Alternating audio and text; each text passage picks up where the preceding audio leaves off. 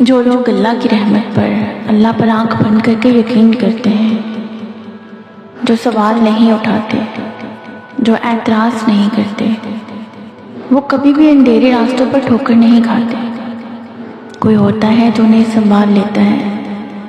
مجھے اللہ کی ذات پر کامل ایمان ہے۔